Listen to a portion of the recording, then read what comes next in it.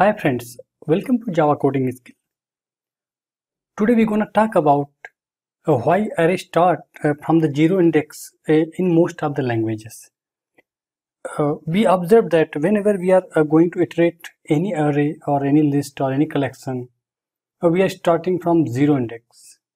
Have you ever think about the reason behind it, why the array start from the zero instead of one? So in this video, I will going to explain each and every aspect of that, why we are using that. So this is a typical memory diagram here I'm taking.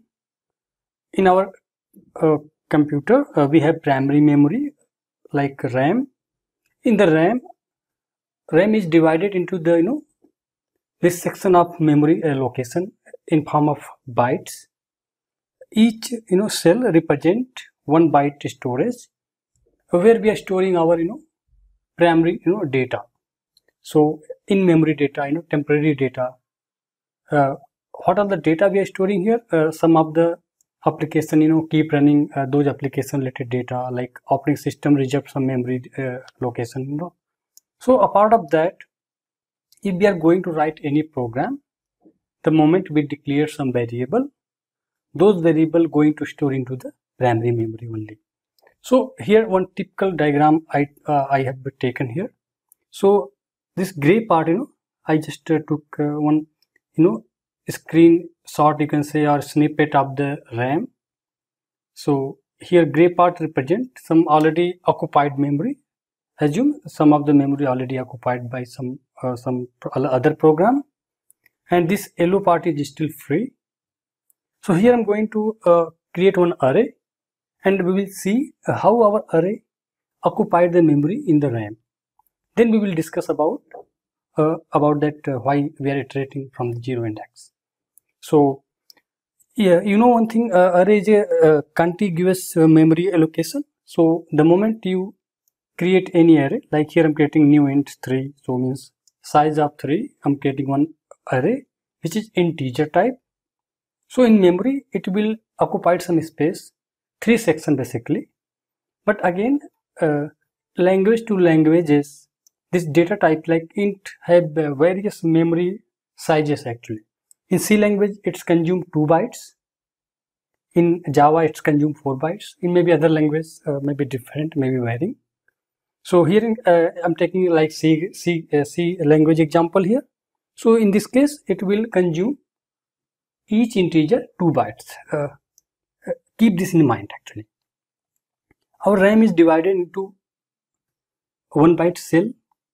Each cell represent 1 bytes. So assume our memory start from 100 something. Assume this is 100th. So basically this is 100th one, because each section 1 byte. So this second section start from 101. This is 102, and it will keep going, right? 3, 4, 5, 6, 7, 8, 9, 10. So basically this is 9. So here it starts from, suppose,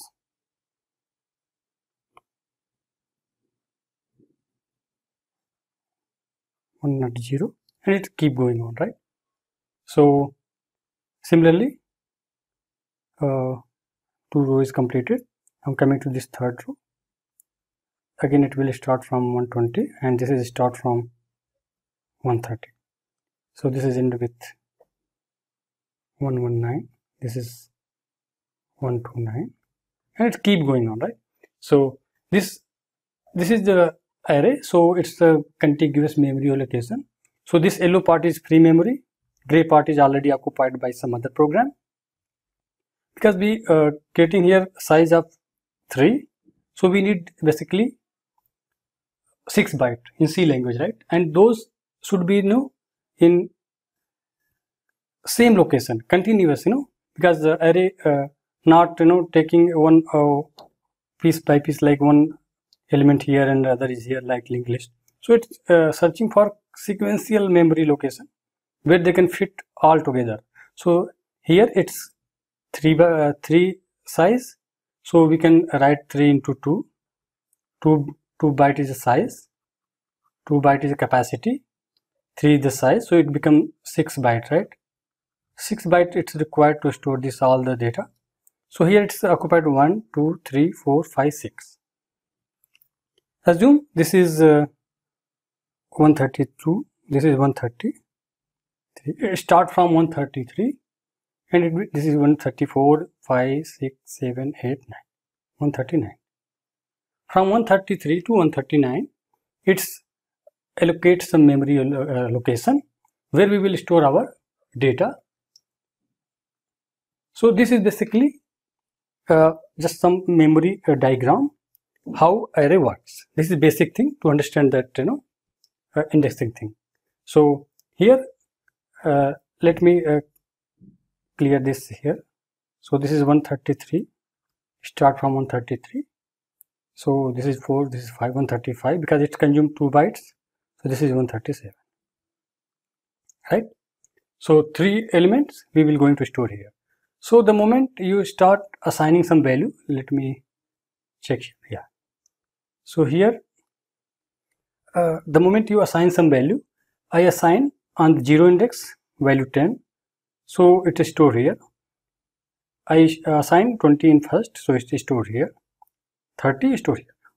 Why it is storing from here if we are giving 0 here? So this is the point which we are going to discuss now. So this is 133, right? The moment you declare the array, like above we have shown that, right? This int my array something, my array. So in memory, my array represents this location where it is actually start. So from where it start from 133. So my array represent, so here my array means the actual array object that will represent the memory location 133. This is my array. Its point here 133. The moment you assign some more value, suppose you want to assign a value from here. So how it's deriving the formula? First it will take this base address 133. Actually address not like this, some hexadecimal format, but for just understanding I'm taking like this. So we are going to store integer. So first integer, the moment you do this like my array 0 equal to 10. So start address plus we are going to store very first element and the size of 2 byte, right? So here size, suppose formula is like that, size is 2 byte into, because we starting from here, right? Our array start from 133. So we have to derive the formula in such a way that satisfied this storing thing, right? Of course we are storing from here. So if we put some 0 value here, 2 into 0 equal to 0 plus 133, it become 133. So base address derived like this. So we starting storing the value from here. Second value we are going to store. So what we are going to do, 133 plus size equals still 2 bytes into 1. So what output will you going to get? 135. Here 1 instead of 0, 1. 130 is the base address plus size, that is 2 into second element. So here we are writing, if we are writing like this 1, so it satisfies this memory diagram. So it will store here 135. So that's how it's storing.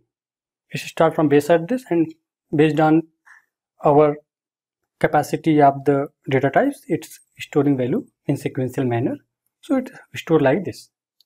Now question is, while iterating, the same formula we will apply to get the value back. If you want to retrieve this value, what we have to give here? We have to give base address, that is 133 plus the same thing size of data type into, if we give 0, it will start from the base address. So 133 plus 0 equal to 133, and it will return the value 10. If we will start, instead of 0, if we will start from 1, so if you apply the value in this formula, instead of 133 you will get 135, so that will return the value 20. That's what we starting from the 0, because base address represent where the array is starting, store the value. If we give other than 0 value, we will not going to get proper data, and we end up with wrong result. If we start from 1, our array start from here 1 and second element 2, the moment it's going to fetch 3, and there's no value for it, because this is maybe free or maybe consumed by some other program. So this is not our array. So we might end up with array out of index exception something. In the language is bearing, this exception we are facing in Java. So in C other error might be, we might be get. So that's how we are using this array thing and indexing from 0. I hope you got some idea on that.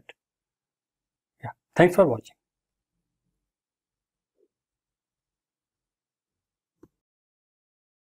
Please like and subscribe the channels and press the bell icon to not miss any future notifications.